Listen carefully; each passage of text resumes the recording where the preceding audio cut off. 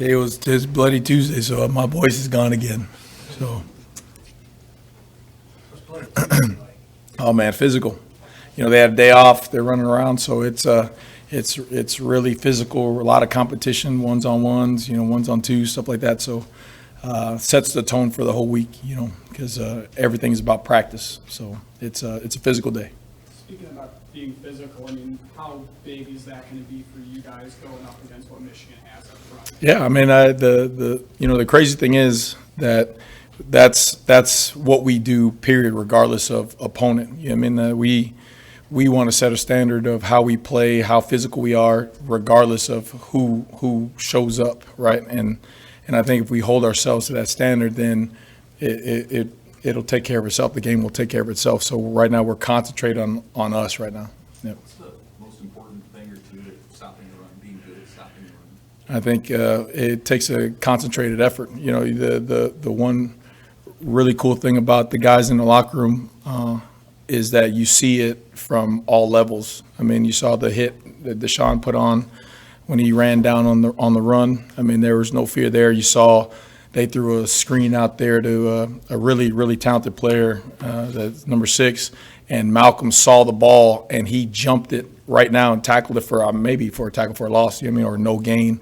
So it's coming from all the levels, from everybody, which you got to do that, right? You play a great run defense. You got to have everybody buy in, and the guys have done a nice job.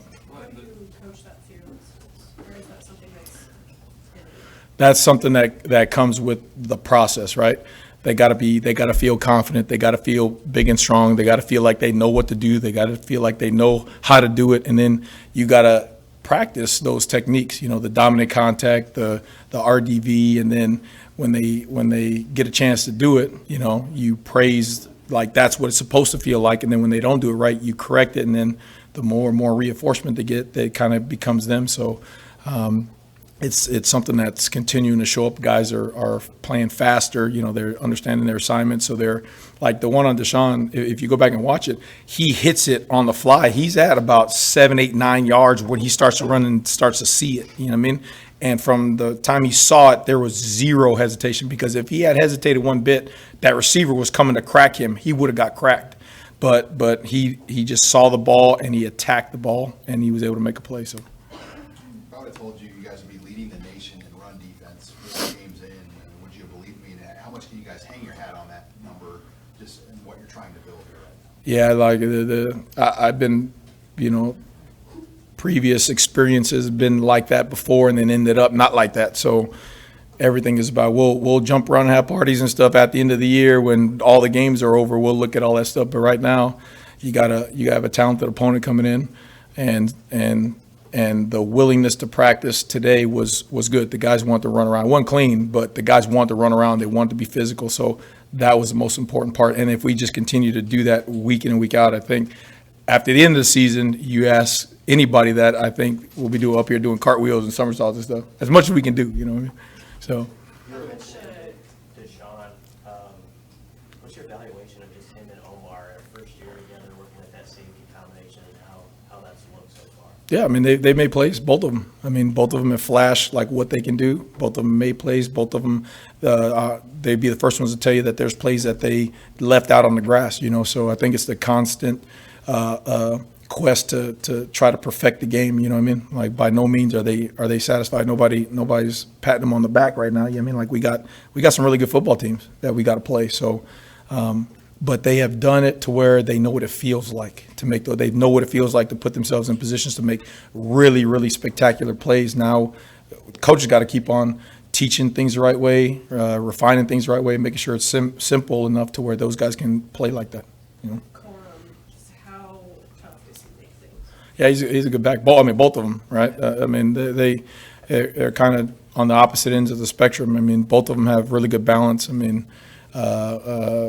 Corm, he's very patient, and he's just one of those, you could tell he knows what's happening because he sits back there and he's waiting, and all of a sudden he starts to go someplace that you don't see a hole at first, and then you blink and then there it is, and he's shooting out of there, So he's an exceptional back, but number 7, he's a big old back that can pound it too. I was watching the Penn State game from last year, Coach said, and I mean, I think he had 160 some yards rushing on him. You know, they had 400 yards rushing last year against them. So it's there's some really good backs. You're a West Coast guy for much of your career. I don't know if you ever ran into Harbaugh. What's your impression of him and the offense, the way that they run?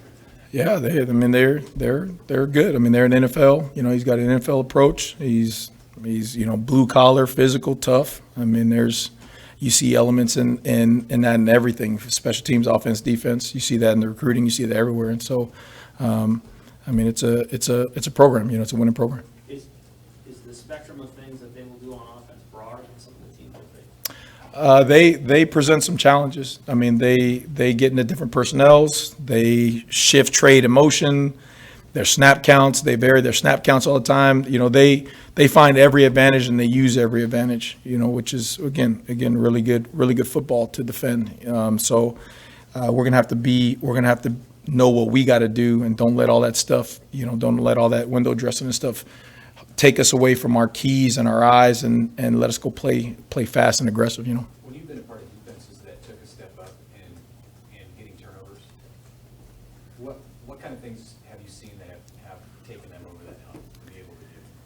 I think it's just a confidence deal, and again, yeah, I don't know how many times in the game this last one where you're literally like a foot away from the ball being yours. You know, Omar rips the ball out there on the sideline, and he rips it out just probably a yard too far, and it goes out of bounds. Right, Phelan, he's running down there, and he just runs on the special, and he just punches the ball, and the ball rolls out of there. Got some other clips where Ty Robinson is retracing on the quarterback, and the quarterback is falling down, and you see Ty going to punch the ball, and he just falls right there. Otherwise, he's going to get a good shot on the ball. So it's just the continual buildup of the faith. Like, hey, it's going to come. We got to just keep on working and working it.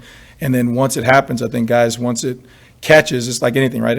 It's like wildfire. Guys start believing, they see it, and then they start doing it more. How do you manage the situation with Luke Reimer this week, and how important would it be to have him in a game like this? Oh, 100%. I mean, he's one of the better linebackers in the Big Ten. You know, so I mean that's just the docs, how he's feeling. You know, Coach Rule, everybody, the whole entire deal. Because the last thing you want to do is not care about his safety first. You know, so it is all on what he can do, how he's feeling, and you know, we'll see and go from there. With how multiple you guys are on defense, how important is team chemistry, and how have you seen that grow this year? Oh yeah, well, I mean that's 100%. Because again, you're not doing the things you're doing unless all 11 plus the guys going in, so all whatever it is, 36 guys or whatever, they don't have some form of communication. They don't have some form of trust with the guy next to them. You know what I mean? So it's, but that started back when we got here. All the fall things, all the groups, all of the leadership building, all of the guys dapping each other up. You know, I think what you don't see in Coach Rule is he's always doing things like that. You know what I mean? Like that's the really cool thing from a coach's perspective is when you're around a guy like that, understanding why. I mean, you see like, hey, how come we'll stop? He's like, hey, I don't get out of the staff meetings. I know everybody wants to watch film right now. Go into the players' lounge and sit with those guys and have conversations with them, talk to them, be around them. You know, pizza and wing night last night, like be around them. You know what I mean? I don't care about the film. Go be around those guys. Little things like that all the time, continuously. And again, that just goes back to what you're saying about building that chemistry up so that way it comes out on Saturdays, you know. How different is the defensive line, the makeup of it? How different is that from when you arrived, and what were some of the priorities in that group right for the season? Yeah, again, when I arrived, you just didn't know, right? You had a bunch of guys, different body types. You didn't quite know what to expect or what they can do and stuff. And again, starting from the off-season, Coach Corey and Kristen and getting them all, Mitch and the sports science, all that stuff, getting them ready for the grass. And then T. Knight getting them in. And again, Coach Rule over there, you know, he was a D-line coach too, so he's over there giving them tips on pass rush and stance and eyes and all this kind of stuff. T. Knight from his experiences in the NFL, like, I mean, all those things, like the whole community, all those things, you know, setting in. Now you got guys who, you know, some guys are bigger, powerful pass rush. Some guys are more explosive off the edge. Some guys are really good inside twisting and turning. Some guys are more stout going straight ahead. You know, and you got this whole group of guys that have different skill sets, but then when you put them all together and they're having fun creating havoc in there. So it's really cool to see those guys gel. And again, T Knight, everybody doing a nice job. Any update on Cam? Yeah, I mean, he was running around out there. I mean, I thought he was going to be limping around in a jersey, but he was out there running around. Matter of fact, I screamed at him unconsciously because he went inside. He did some inside. He's supposed to go outside or something like that. I'm like, oh, dang, you're out here? I'm like, cool, let's go. So. What have you seen from Blaze, talking about how you guys, a lot of recruiting in the offseason, working with United, with those guys, he's a guy who didn't really play last year, Yep. probably was one of the most effective pass rushers. Just what have you seen? Yeah, I mean, again, he's like Nash, right? He's a guy who has a lot of ability. He just did not have the opportunity or injury, whatever happened. He just didn't put it on the grass, right? So I think a little bit with him was the fact that he needed to do it. He knew he was a good football player. He knew he was big, strong, fast, right?